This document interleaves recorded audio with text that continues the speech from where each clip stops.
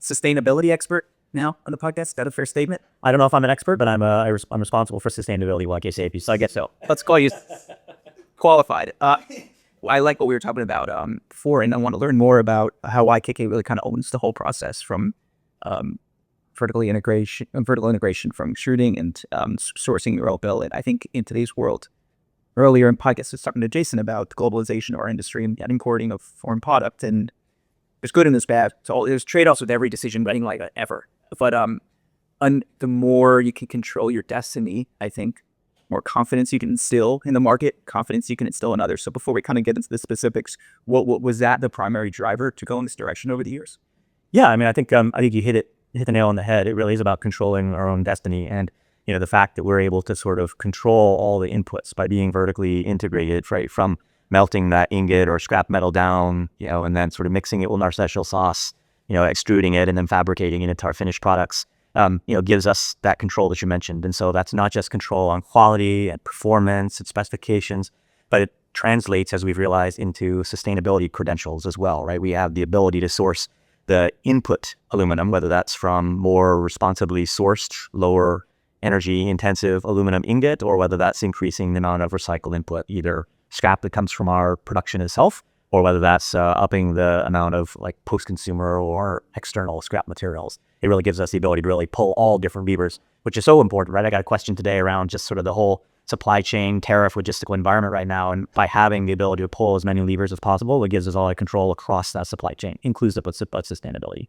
And who do you think is the most important recipient of this information? Is it owner, design team, installers, glazers, contractors, fabricators, all the above? I mean, all the above, but I would guess the most important audience would be sort of the architects, designer sort of phase when they're selecting sort of what products, what provider. I think that understanding the YKK AP, not only being a very strong partner who can provide you the design support and everything, but also is making responsible decisions from the ingredient stage, right? From putting it all together, sourcing our aluminum, having that control for the finished product, I think is a key message for the audience.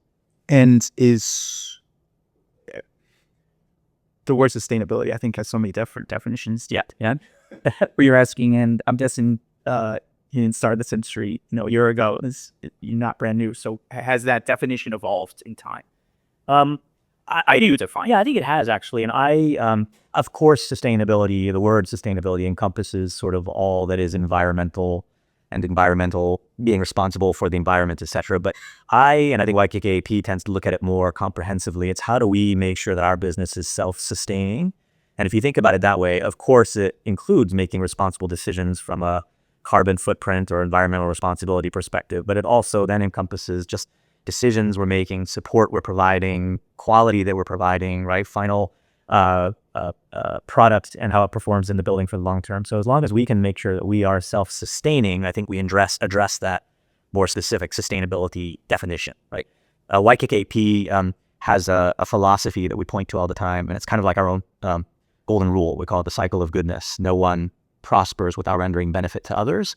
And that really lets you sort of think about the business from a real holistic perspective. How do we sustain that business in terms of our partnerships and our product and our quality and our environmental responsibility? We take that pretty seriously. And it's a global organization, and the demands and requirements, let alone, I think, operating in this market in itself between the Southeast and seismic on the West Coast and hurricane impact here and heating dominated climates up north. I would say partially is that the biggest challenge, understanding we have all these different factors and variables, and how do we make a pie chart and overlap the most, make the most people happy, understand that we can't be the solution for every building everywhere. Right. Well, I mean, you mentioned global, right? So we are part of a global enterprise, and that means we have a huge amount of resources that back us up, right? Starting in Japan, where our group is headquartered, but very specifically here in North America. And as you know, and as your audience knows, architectural products and architecture is very much linked to very, region-specific standards and requirements. So, you can say we've got this big global enterprise behind us, but at the end of the day, we need to be very focused and relevant in North America for our North America clients and their needs regionally across the U.S., like you said, Southeast, California, Florida. So it's a bit of a dance, I guess. We really need to make sure that we are very responsive and relevant in the specific regions where we are providing services and product in the United States. And so always keeping sort of our finger on that pulse first and foremost. And recognizing not only what to say yes to, but to say no to. Yeah, absolutely. We can't say yes to everything. We try to, and we try to provide services. We've got a really robust team of application and design engineers that are in-house. We have large project teams, we call it project center, who can really devote a huge amount of consolidated cross-functional resources to projects and kind of understand how do we support, how do we maybe help you think as a client differently, how can we suggest some differences perhaps, but yeah, we might say this is not in our wheelhouse and we think you can do better somewhere else just based on what you have said or what your projects require. And on a final note, has this, what's happened in the Middle East and some concern around availability, procurement of aluminum and billet itself, does this feel like it's like prime time, stage time to like come forward and say this, not that this is what we were preparing for all along. Yeah, like in this instance, this is a perfect example of why we wanted to take control of our supply chain. I think you could say that, right? I think because we have more visibility and more control, I think that helps. At the end of the day, procurement of a raw material like aluminum is a forward-looking, time-consuming sort of process. So it's not like you kind of shift on a dime and say, okay, right, changing another item off and this one. So, it's a big ship and it doesn't turn so quickly. I said earlier in the panel discussion I was involved in that I think, never thought I'd say this, right? But the experience having gone through COVID-19 has at least prepared us as an organization to be a lot more nimble and able to kind of turn and react and, sort of apply the right amount of resources to a problem to get it solved, or at least to get it moving and navigate better.